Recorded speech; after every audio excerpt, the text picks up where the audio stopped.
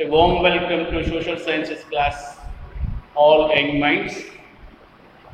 After a long time, we are going to come across the concept related to history. That is Russian Revolution, a two League of Nations and its aims, when it got formed and what date and the day it got formed, we all came across in the earlier video. Now we are going to know about Russian Revolution. Before we go into the main content, Russian Revolution occurred in 1917, only twice it occurred. Before we go into this, let us know certain history of Russia. Russian rulers are called czars. Tsar is nothing but emperor. Russia was an empire. It consisted certain states like Russia. Russia is part of Russian Empire. Russia, Ukraine, Uzbekistan, Kazakhstan, Tajikistan, Georgia, Chechnya, like that. Several other states are also there in Russian Empire. Empire, which is bigger than the kingdom. Russia is a kingdom. Uzbekistan is a kingdom. They all become a part of Russian Empire, which will be ruled by Emperor of Russia. Emperor of Russia is called as Tsar. Tsar. Tsar.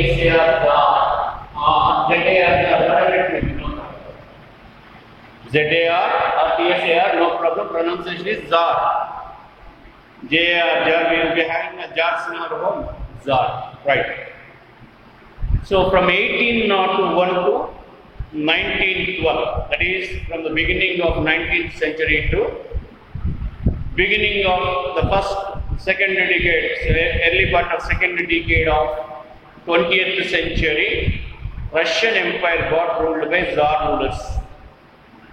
First ruler of Tsar dynasty is Alexander I, followed by Nicholas I, followed by Alexander II, Alexander III, and finally Nicholas II, who came to power in 1891. He ruled up to 1912. During the regime or rule in history, certain terms are very important. We come across a word, ruling is quoted as regime and also reign. R-E-I-G-N, reign or regime. Period. Ruling period of Tsars or reign, the time of administration. Both related to rule only. The time of rule. Reign means rule. Regime means the time period of administration.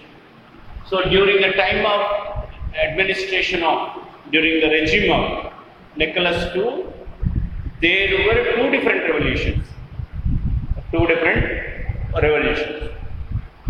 One revolution occurred in 1905, and in 1917 another revolution occurred. And 1917 revolution occurred in two forms.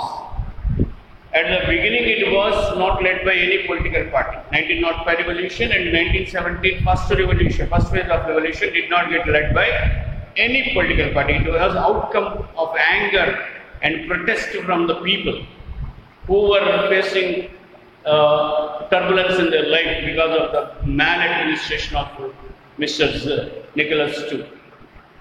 So, up to Russian Revolution, the capital of Russia was St. Petersburg. After the Russian Revolution, capital got shifted to Moscow, now present capital of Russia.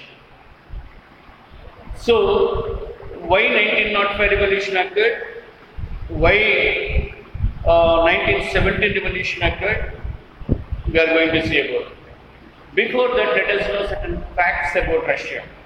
Of course, according to textbook, it is given Russia is the third populous state in the world. Now, you have to understand, state means not Andhra Pradesh, Tamil Nadu, Telangana. Not that. In civics and history, when we say about state, it speaks about country or a nation. Rajyamu ane bhavanu vaadtaru, state ane padani, right? So it is third largest populous state is given in the textbook. Sorry to say that it is ninth populous state in the world according to 2020 census, and in area largest country in the world. Largest country in the world it is. But no other country is that large than Russia. 1/3 of it will be extending in Europe, and 2/3 will be in Asia. So that's why it is called Eurasian nation. It is called Eurasian nation. Russia is also called as Eurasia. Eurasian nation. Eurasian nation. 1/3 is in Europe and 2/3 will be existing in Asia. That's why it's called Eurasian nation. Or it can also be called Euro-Asian power. When we call as military power, we call it as Euro-Asian power. Eurasian nation is the right word to use for Russia, because 1/3 of it will be extending in Europe, 2/3 will be extending in Asia. Continent. Above India, if you travel above India, we are entering into Russia only. To the north of India, Russia exists. Right. Let us know certain facts about Russia. Russian calendar, when Tsars were ruling, is 13 days behind the international calendar. Means international calendar is Gregorian calendar. Gregorian calendar, if it is 22nd of August, you think, it will be only 9th of August in Russian calendar. Got it? 13 days behind the international calendar. For a long time it was like that only. After communist revolution only, they started joining with the international calendar, right? So this is the fact we have to remember well. 13 days it is behind. So that's why dates will be varying when we speak about months during the first phase of revolution and second phase of revolution. When we call first phase of revolution according to international dates, 8th March it is, which is also a world Women's Day or International Women's Day. But according to their calendar, or 25th of February it will be. That's why it's called February Revolution. First phase of revolution in 1917.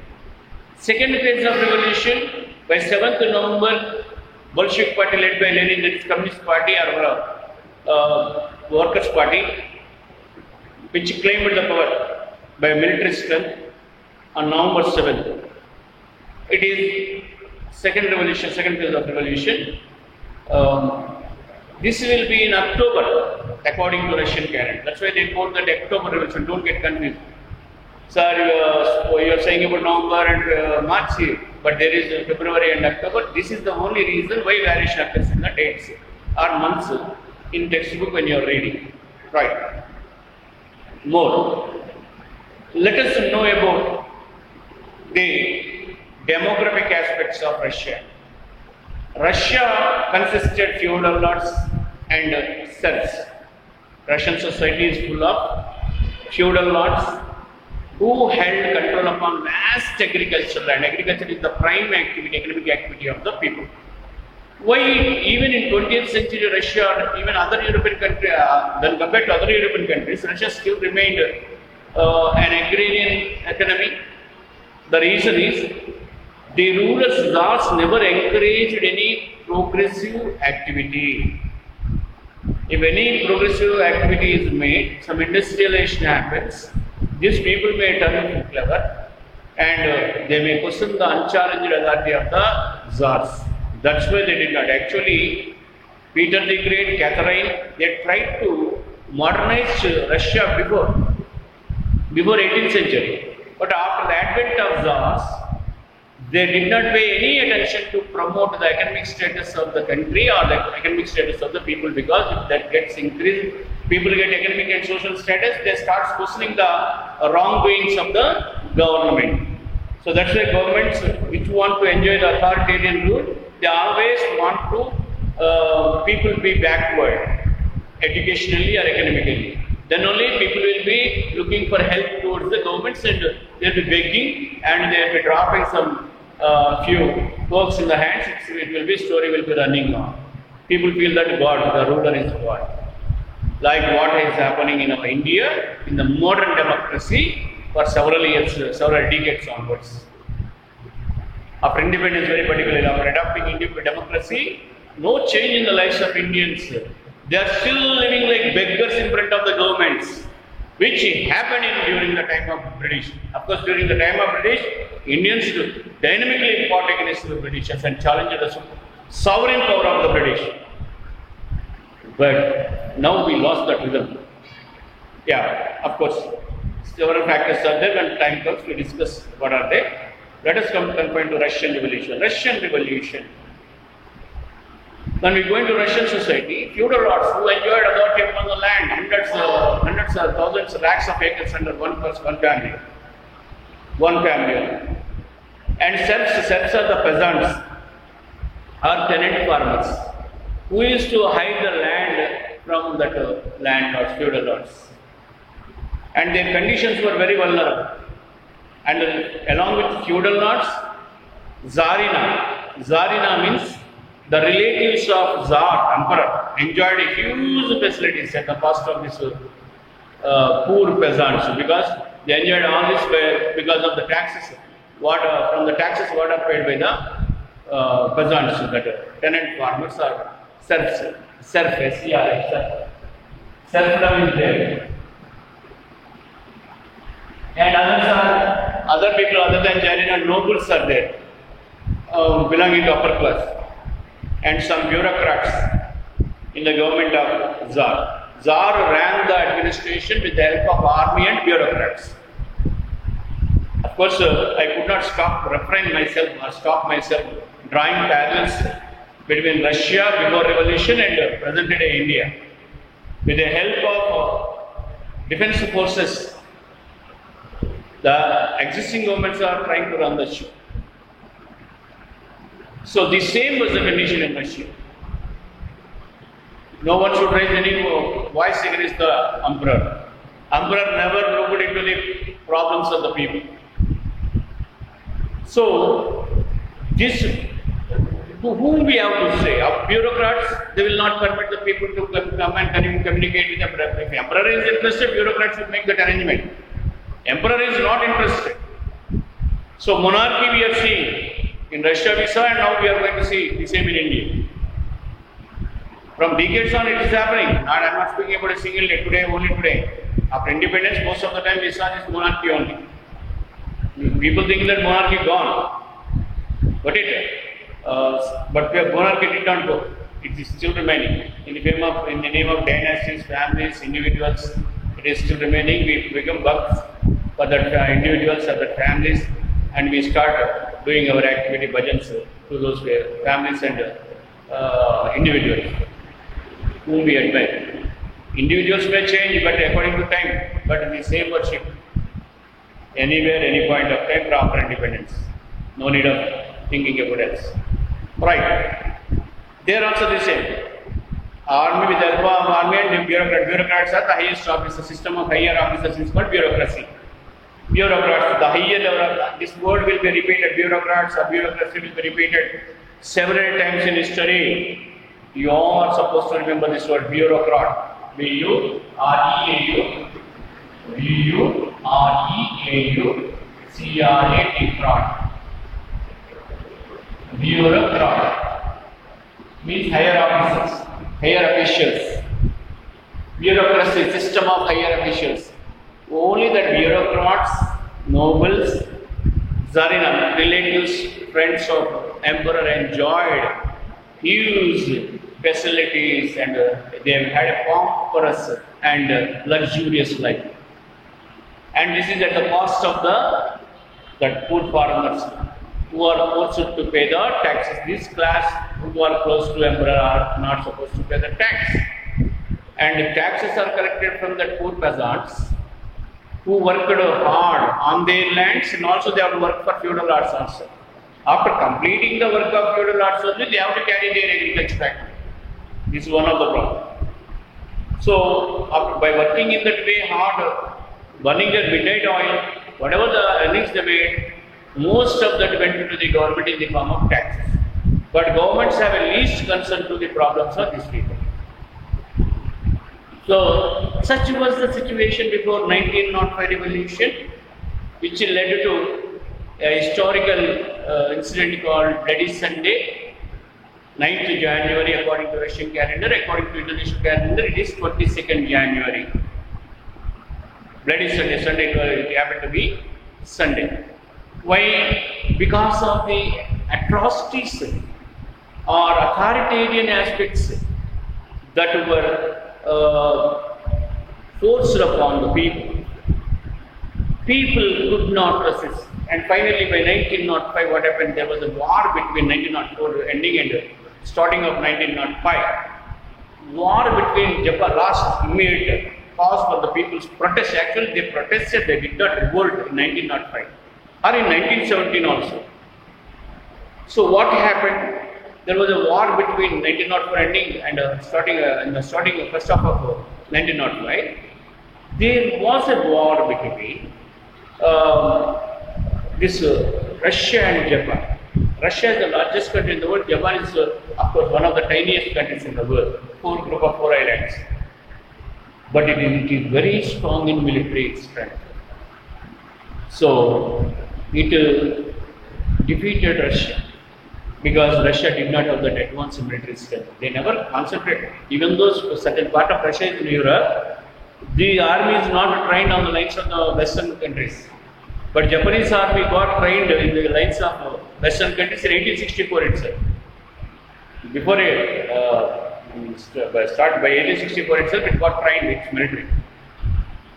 After Risorgimento, bringing back emperor, there also an activity went in Japan. So after emperor came back, they trained their army on the lines of the Western European countries, France, Britain, and so on. But Russia did not show any interest. They were having traditional weapons, arms, ammunition, and so on, which were used from centuries together. So because of that reason, Russia largest country lost in the hands of one of the tiniest country in the world called Japan. And these all things are going on. People want to say some their problems to the emperor. The emperor is not having that time to look into the problems of the people. And whenever they try, there are people like wild monk like Rasputin and so on, who is a court teacher of the family or monk in that particular Russian empire. What he says, the emperor will fall. So that people did not permit the bureaucrats, they have to pay huge money people for the bureaucrats, corruption on a rampage. So at this juncture, people one day under the leadership of father, a Christian father, Gopal, G-O-P-O-L, they rallied towards the royal palace together in St. Petersburg. What is the aim of these people? Peacefully, they want to go to emperor and they want to say about their grievances, their problems, how they are suffering with the hunger because of shortage of ingredients and so on.